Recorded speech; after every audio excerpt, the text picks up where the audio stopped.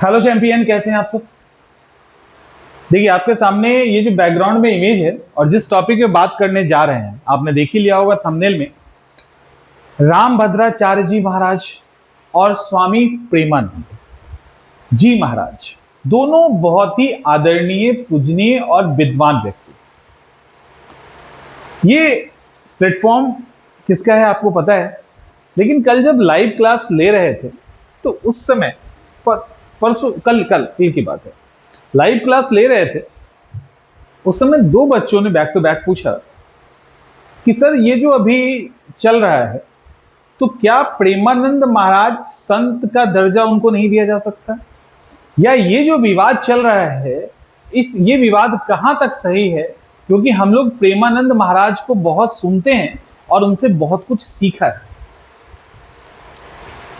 दोनों गुरु हैं और यहां हम जो आपके साथ बात करने वाले हैं श्री रामभद्राचार्य जी महाराज और प्रेमानंद पे, जो तर्क सनातन परंपरा और हमारे वेद पुराण या हमारे जो पहले के शंकराचार्य रामानुज जो कह के गए हैं वो हम बात करेंगे। और इसका काउंटर नहीं हो सकता, काउंटर हो सकता है तो चैलेंज है, काउंटर करके दिखा दीजिए, नहीं हो सकता। हम बात कर रहे हैं इन दोनों संतों के बीच में जो हुआ, ये तो कुछ बोलते ही नहीं है, इनका तो ट्रैक रिकॉर्ड एकदम क्लीन है, कभी किसी से को कुछ नहीं कहा, जो आलोचना हुआ उसको सहर्ष स्वीकार कर लिया। ये पॉलिटिकल इश्यू में भी बोल देते हैं, सोशल इश्यू में भी बोल देते हैं, रिलीजियस तो बोल ही देते हैं। और इनकी जो शारीरिक स्थिति है और जो है उसमें इन्होंने जो काम किया है, खास करके सनातन परंपरा के लिए, संस्कृत के लिए, ये अतुलनीय है। शायद इसके पहले किसी ने नहीं किया और इसके बाद शायद कोई कर पाए या ना कर पाए, तो बहुत किया, लेकिन विवाद के साथ इनका नाता रहा है। इन्होंने उस तरह के कोई ग्रंथ नहीं लिखे, कुछ और नहीं किया, लेकिन विवाद से इनका दूर दूर तक नाता नहीं है। एकदम कहते हैं ना, पाक साफ छवि इनकी है। और जब भी कोई इनके ऊपर आलोचना करता भी है या कुछ कह भी देता है तो इसको सहर्ष हंसते मुस्कुराते स्वीकार करते हैं, काउंटर भी नहीं करते हैं। ये इनकी खासियत है। इसीलिए मैंने कल क्लास में कहा, कल क्लास में मैंने बोला कि प्रेमानंद महाराज और ये कौन है, ये जो रामभद्राचार्य जी हैं ये विद्वान संत हैं और प्रेमानंद महाराज महान संत हैं।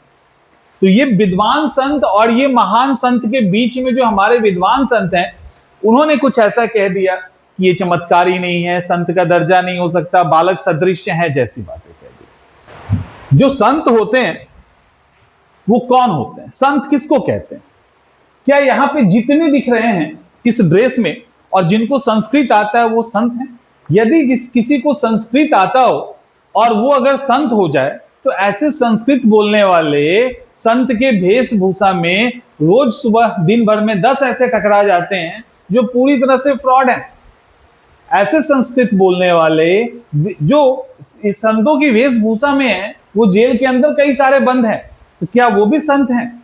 क्या संत की परिभाषा हम संस्कृत के उच्चारण, संस्कृत का अर्थ बताना या श्लोक के जानने से लेंगे? अगर ऐसा है तो कबीर संत नहीं होते, ऐसा है तो मदर टेरेसा संत नहीं होती। संत किसी धर्म जाति से जुड़ा नहीं होता, संत की एक अलग कैटेगरी होती है। हर एक रिलीजन के अंदर संत हैं। जैसे सनातन धर्म में, हिंदू धर्म में संत महात्मा होते हैं, इस्लाम में सूफी संत होते हैं या संत कहा जाता है उनमें कई सारे। इसके अलावा क्रिश्चियनिटी के अंदर भी संत होते हैं, ठीक है। तो संत का वहां दर्जा दिया जाता है क्राइटेरिया के बाद। तो संत होना एक कैटेगरी है। संत होने का मतलब होता है सत्य के मार्ग पे चलने वाला। संत होने का मतलब होता है जिसका चित्त शांत हो चुका है, जिसकी वाणी निर्मल है, जिसकी वाणी में कठोरता नहीं है, जिसके हृदय के अंदर कोई गंदगी नहीं है, हृदय उसका बहुत ही निर्मल और शुद्ध है, उसको संत कहते हैं, उसी को संत कहा जाता है। संस्कृत में श्लोक बोलने वाले को सिर्फ संस्कृत जब संत कहने लगेंगे तब तो हालत खराब हो जाएगी, तब तो दिक्कत हो जाएगी, ठीक है। और संत वो होता है जो कोई भी काम जब करता है तो निष्काम कर्म की भावना से करता है, यानी ना ही उसको उसकी तारीफ लेनी है, ना ही उसको किसी शिकायत से उसको प्रभावित होता है। इसमें स्वामी प्रेमानंद 100% फिट बैठते हैं, 100% फिट बैठते हैं। हमने कई कई बार ऐसा देखा है, जैसे वृंदावन वालों ने इनका बाइकआउट किया कि इनके कारण हमें दिक्कत हो रही है, इन्होंने यात्रा रोक दी, विरोध नहीं किया, यात्रा रोक दिया, कहा कि अगर हमारे कारण किसी को कष्ट होता है तो हम वो काम नहीं करेंगे। यह है संत की पहचान। ये वो संत हैं जो धर्म और जाति से परे हो चुके हैं। ये वो संत हैं जिनके पास कौन नहीं आता है, किस रिलीजन के लोग नहीं आते हैं, और सब पूरे श्रद्धा भाव के साथ आते हैं। इन और भी बात करेंगे।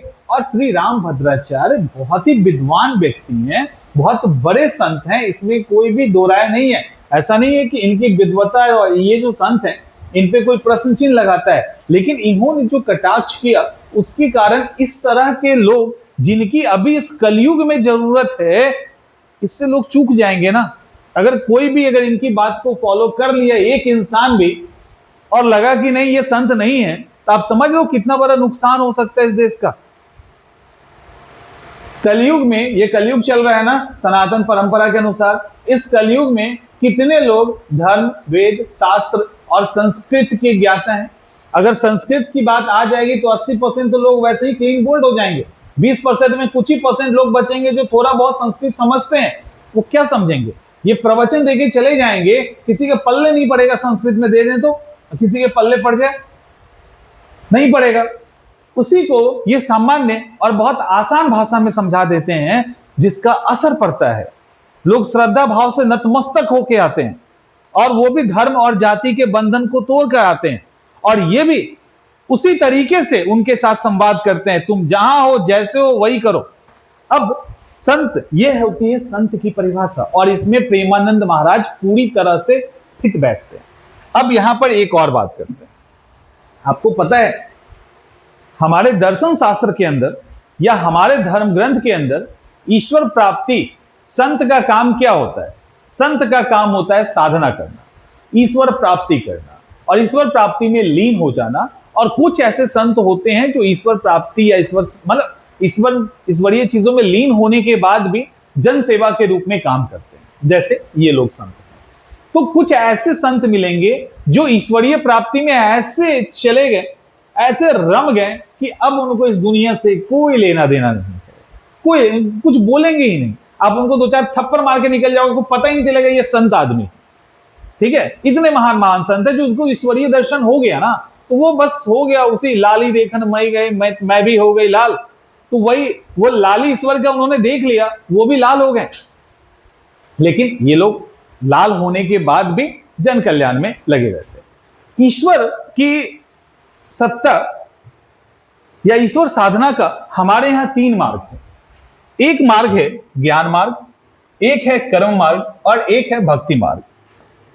जो शंकराचार्य हैं, अब कोई किसी की हिम्मत है तो काउंटर करके दिखा दो, किसी को हिम्मत है, चैलेंज दे रहे हैं, काउंटर करके दिखा दीजिए। शंकराचार्य ज्ञान मार्गी हैं, जो मीमांसा वाले हैं ना वो कर्म मार्गी हैं, और रामानुज जो हैं वो भक्ति मार्गी हैं। शंकराचार्य ज्ञान मार्ग, कर्म मार्ग और भक्ति मार्ग, इन तीनों की बात करते हैं, लेकिन शंकराचार्य ज्ञान मार्ग पे ज्यादा बल देते हैं। तो अगर इन दोनों संतों श्री राम भद्राचार्य और श्री प्रेमानंद महाराज को देखेंगे तो राम भद्राचार्य जी यहां पे आपको कहीं दिखेंगे, वो ज्ञान मार्ग पे ज्यादा बल दे रहे हैं। दूसरी तरफ मीमांसा कहता है कि कर्म करो, अच्छे, आप सुनते होंगे ना, अच्छे कर्म करो। अगर ईश्वर आराधना नहीं भी करते और तुम्हारा कर्म अच्छा है तो तुमको मुक्ति मिल जाएगी, क्योंकि इंसान के योनि में जन्म होने का एक ही मकसद होता है कि आप मुक्ति ले लो, मोक्ष ले लो, साल्वेशन ले लो। तो साल्वेशन का ये माध्यम है, और ईश्वर प्राप्ति मतलब मोक्ष प्राप्ति। तो कर्म मीमांसा कहता है अच्छे कर्म करो, ये कर्म पे जोर देता है। लेकिन ये जो रामानुज हैं ये भक्ति पे जोर देते हैं। समझ में आ रहा है? रामानुज कहते हैं भक्ति मार्ग, और प्रेमानंद महाराज इसी भक्ति मार्ग में फिट बैठते हैं। क्या कहते हैं वो? क्या कहते हैं, कोई दूसरा रिलीजन वाला भी आएगा ना तो बोलेंगे आप जिसको पूजते हो ना उसका नाम जपो, खाली ये उठपटांग कामों में मत करो। अब वो राधा रानी के भक्त हैं तो वो कहेंगे राधा नाम जपो।